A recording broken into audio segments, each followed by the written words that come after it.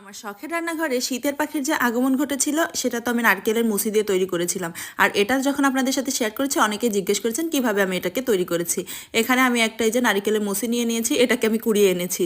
তারপর এর মধ্যে 3টা ছিদ্র করেছি, একটা হচ্ছে এই যে পেটের অংশে আর একটা হচ্ছে মুখের অংশে। ছিদ্র করার পরে এখানে আমি মোটা যে গুণাতারগুলো আছে ওগুলা দিয়ে আমি হচ্ছে পা 2টা বানিয়ে নিয়েছি, তারপরে এর মাথাটা বানিয়ে নিয়েছি। আর এই গুণাগুলাকে গ্লুগানের সাহায্যে ভালোভাবে সেট আপ করে নিয়েছি। আর এরপরে এটার তো মাথাও তৈরি হয়ে গিয়েছে, মানে গলার দিক অংশটা, আর হচ্ছে পাও তৈরি হয়ে গেছে। এরপর আমি সুপার সফট ক্লে দিয়ে এর মাথাটা তৈরি করেছি এবং এই গুণাগুলোকে ঢাকার জন্য আমি সুপার সফট ক্লেগুলোকেই ব্যবহার করেছি।